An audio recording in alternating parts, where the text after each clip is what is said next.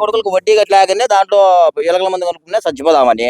అయినా నాకు 3 పెద్ద సమస్యలు పోయినాయి.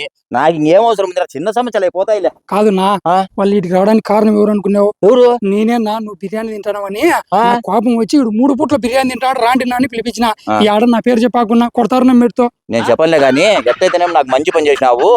ఏం లేరా, 3 పెద్ద సమస్యలు పోయినాయి, ఇంకా 2 చిన్న సమస్యలు ఉన్నాయి. మళ్ళీ బిర్యానీలో కలుపుకొని వచ్చా. వాళ్ళకి ఫోన్ చేయి, వాళ్ళు తిన్నారనుకో, ఆడికి 2 ఎత్తిపోతారు, 5 మంది ఎత్తిపోతారు. నేను హ్యాపీగా బతుకుతారా? అంటే మళ్ళీ వాళ్ళని కూడా లేపేచ్చా ఉంటావు. అన్నా వద్దు నా స్వామి, నా మాట నున్నా ఏందో తెలియక చేసినా ఉన్నాయి, తెలిసే మెడతో కొడతారు. సరే గాని ఒక 500 ఇంటికి పోయి పెళ్ళాం పిల్లలతో బిర్యానీ తీసుకొని ఎంజాయ్ చేసుకుంటా.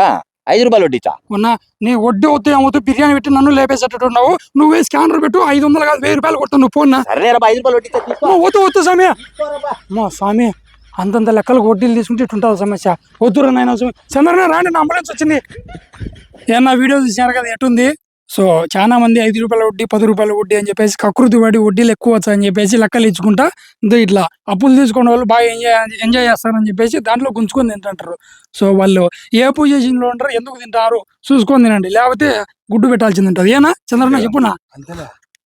ఊరి బయట ఒక్కడు బిర్యానీ తినే వాళ్ళని నమ్మద్దండి ఫ్రెండ్స్, గుర్తు పెట్టుకోండి. చెప్పు చంద్రన్న. గొప్పలకు పోయి అప్పులు చేసి తిప్పలు తెచ్చుకోవాకండి. Subscribe.